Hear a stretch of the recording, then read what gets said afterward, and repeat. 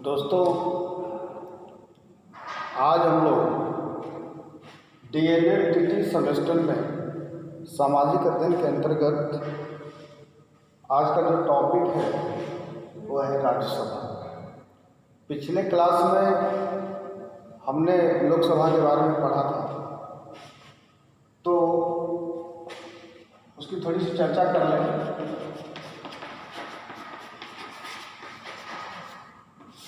व्यवस्थापिका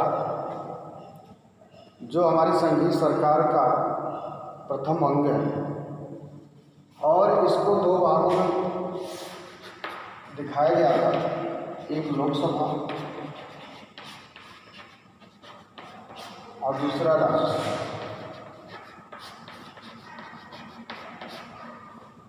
पिछले क्लास में हमने लोकसभा के बारे में अध्ययन किया, जाना कि लोकसभा होता क्या है, इसके कार्य क्या हैं, इसकी विशेषताएं क्या हैं, लोकसभा के सदस्यों की योग्यताएं क्या हैं और ये किस प्रकार कार्य करता है, इसका स्थान क्या है व्यवस्थापिका में।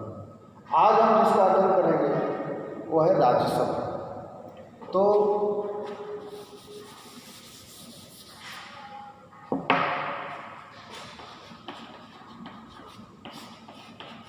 राज्यसभा, इसको अंग्रेजी में एमएलए भी कहते हैं, जिसका पूरा नाम होता है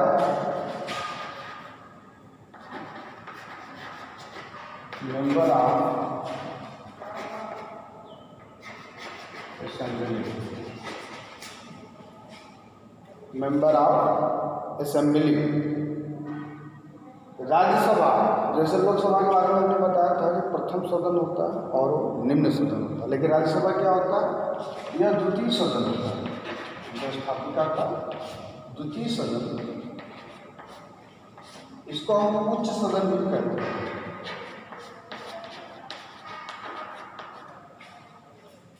तो राज्यसभा क्या है, यह व्यवस्थापिका के अंतर्गत द्वितीय सदन होता है जिसको हम उच्च सदन कहते हैं, और राज्यसभा को अंग्रेजी में मेंबर ऑफ असेंबली कहते हैं। जो राज्यसभा होती है, राज्यसभा में जो सदस्य बैठते हैं, जो चुने जाते हैं, वो कैसे चुने जाते हैं ये जानते। लोकसभा में क्या होता था, लोकसभा में जनता द्वारा प्रत्यक्ष चुनाव होता था प्रतिनिधि का, जो 10 लाख जनता के वोटरों से चुने जाते थे। लेकिन राज्यसभा के जो सदस्य होते हैं, इनका चुनाव अप्रत्यक्ष होता है। अप्रत्यक्ष का मतलब कि राज्यसभा के सदस्य के चुनाव में जनता की भागीदारी प्रत्यक्ष रूप से नहीं होती, और ये जो राज्यसभा का चुनाव होता है, एक सदस्यों का जो कार्यकाल होता है,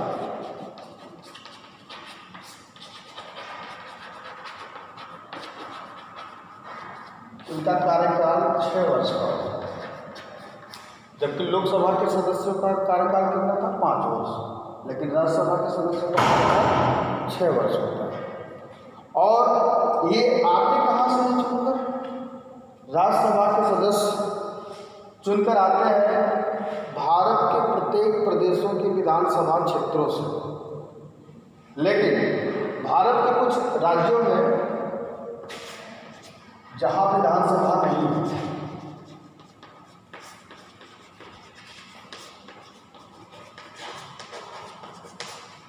जिस स्टेट में विधानसभा नहीं है या जहाँ पर विधानसभा नहीं है, वहाँ पे राज्यसभा सदस्यों का चुनाव कैसे होता है, वहाँ पे चुनाव आयोग एक विशेष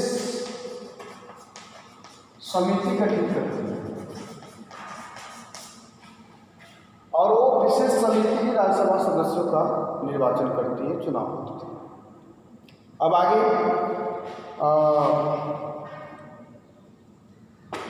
ये जो राज्यसभा सदस्य होते हैं, वर्तमान में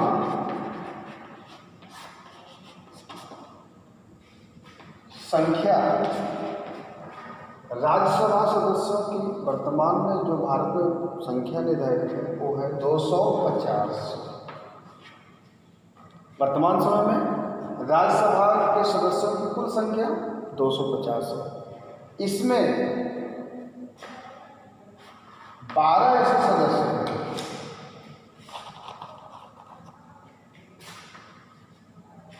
इन 250 में से 12 ऐसे सदस्य हैं जो मनोनीत किए जाते हैं।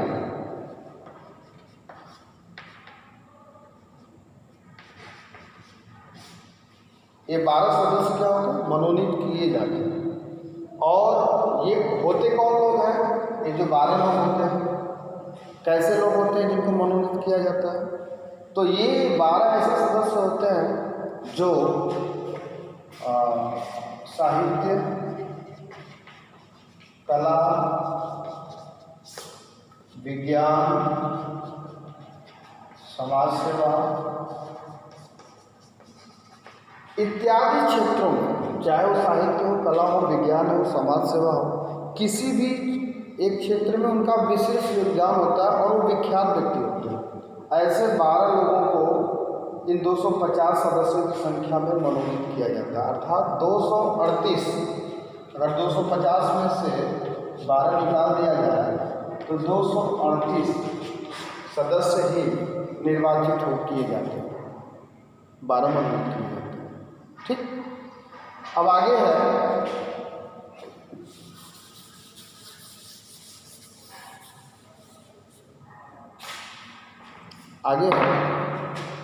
राज्यसभा का सभापति।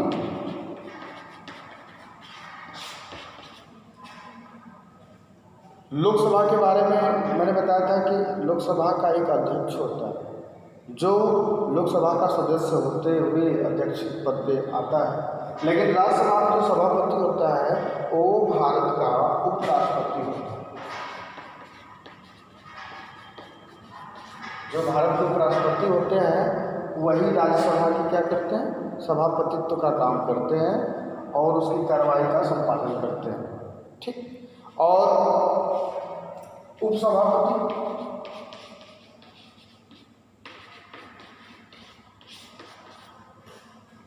सभापति के साथ साथ उपसभापति का भी चुनाव होता है। और जो उपसभापति होता है वो राज्यसभा का ही एक मेंबर होता है।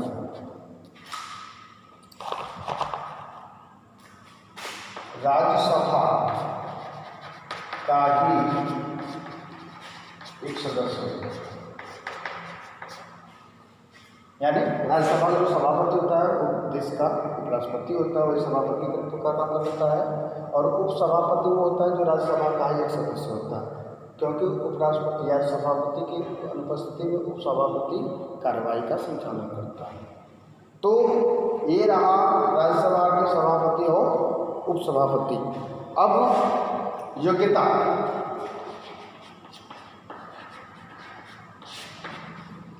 कौन ऐसे लोग हैं जो राज्यसभा के लिए मनोनीत किए जा सकते हैं? तो योग्यता में सबसे पहले उम्र का वर्णन करेंगे। उम्र, लोकसभा के सदस्यों के लिए उम्र का मिनिमम लिमिट क्या था? लोकसभा में 25 वर्ष से कम नहीं होना चाहिए। लेकिन राज्यसभा के सदस्य की जो उम्र सीमा है वो 30 वर्ष कम से कम। यानी ऐसा व्यक्ति जो कम से कम 30 वर्ष की आयु पूरा कर चुका हो वही राज्यसभा के लिए चुना जा सकता है। अन्यथा 30 वर्ष से कम उम्र के लोगों को राज्यसभा में नहीं भेजा जा सकता और नहीं उनका चुनाव हो सकता। और इस ये उम्र की योग्यता को छोड़े तो बाकी सब वो योग्यता राज्यसभा के लिए भी होनी चाहिए जो लोकसभा के लिए होना चाहिए। जैसे वह भारत का नागरिक,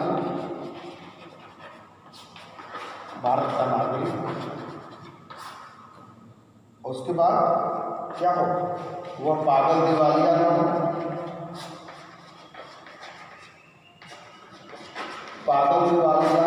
हो, साथ ही क्या हो, वह राज्य या भारत सरकार के किसी लाभ के पद पर आसीन न हो।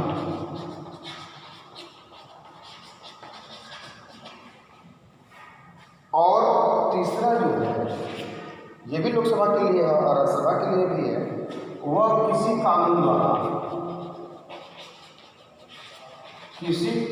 द्वारा आपराधिक घोषित न हो।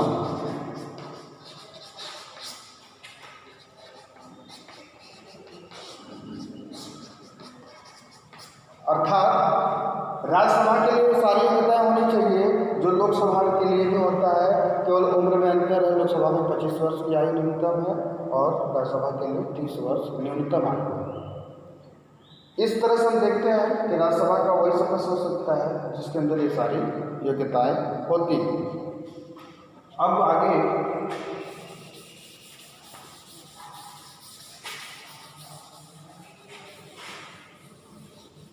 हम राज्यसभा की विशेषता देखेंगे।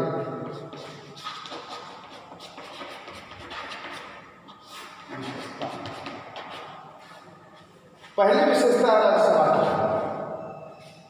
कि यह एक अस्थायी संस्था है।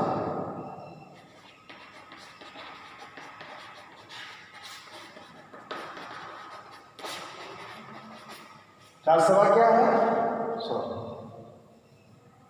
राज्यसभा एक अस्थायी संस्था है। अर्थात अस्थायी का मतलब कि यह लोकसभा की तरह प्रत्येक 5 वर्षों में भंग नहीं होती, ये एक अस्थायी रूप में बनी रहती है। तब एक सवाल पैदा होता है कि इसके जो सदस्य होते हैं उनका चुनाव कैसे होता है? तो दूसरी विशेषता,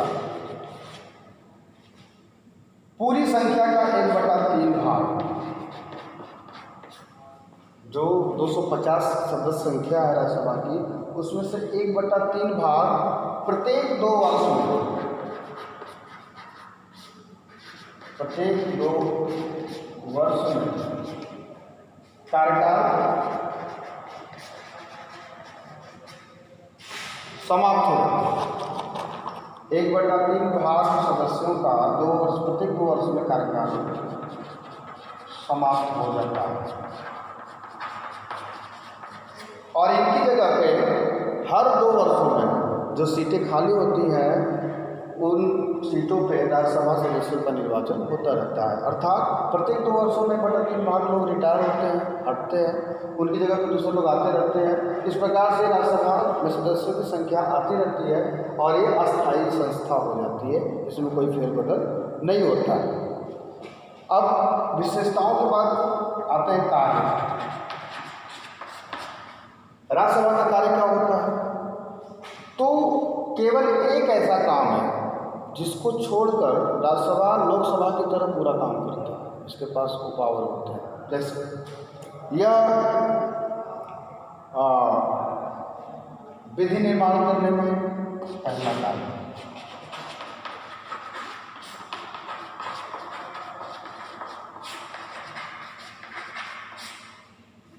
जो कानून बनते हैं उसके निर्माण में लोकसभा, राज्यसभा और राष्ट्रपति, ये तीनों जगह से पास होने के बाद ही कोई विधि का निर्माण होता है, कानून का निर्माण होता है। तो उसमें जैसे लोकसभा का पावर है वैसे ही राज्यसभा का भी योगदान होता है। दूसरा, संविधान संशोधन में शामिल होना। राज्यसभा लोकसभा की तरह संविधान जब भी संशोधन होता है तो उस संशोधन की प्रक्रिया में राज्यसभा में भी पास कराया जाता है। ये पास करता है तभी जाकर संविधान संशोधन पूर्ण होता है। और तीसरा जो कार्य है, राष्ट्रपति और उपराष्ट्रपति, राष्ट्रपति और उपराष्ट्रपति के चुनाव में लोकसभा और राज्यसभा के सदस्य भाग लेते हैं। अर्थात इनकी महत्ता वहाँ पे होती है जब राष्ट्रपति और उपराष्ट्रपति का चुनाव होता है। तो ये जो 3 प्रमुख कार्य हैं ये राज्यसभा के बताए जाते हैं। इसके अलावा एक बात और मैं बता दूं, कोई भी विधि कार्य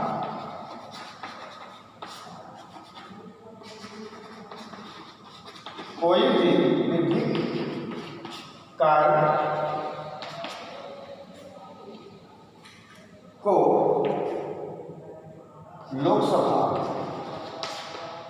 लोकसभा व राज्यसभा एक समान रूप से कार्य करते हैं, परंतु केवल वित्तीय कार्य पर राज्यसभा का नियंत्रण नहीं होता। हम कह सकते हैं कि और सारे कार्यों को लोकसभा के साथ मिलकर राज्यसभा करती है, लेकिन जो वित्तीय कार्य होते हैं, जो बजट का काम होता है, वो अकेली लोकसभा करती है। उसमें राज्यसभा का कोई योगदान नहीं होता, न कोई सपोर्ट होता है। तो आज हमने देखा व्यवस्थापिका का जो दूसरा सदन है, जो उच्च सदन है, उसके बारे में, जिसका नाम होता है मेंबर ऑफ असेंबली, और ये लोकसभा के साथ कदम से कदम मिला के कानून निर्माण, कानून संशोधन, राष्ट्रपति उपराष्ट्रपति के चुनाव इत्यादि कार्यक्रमों में बढ़ चढ़ के भाग लेता है और इन कार्यों को संपादित करता है। तो ये रहा राज्यसभा, और पिछले क्लास में हमने देखा लोकसभा। अब आगे हम देखेंगे लोकसभा अध्यक्ष या फिर राष्ट्रपति का चुनाव। धन्यवाद।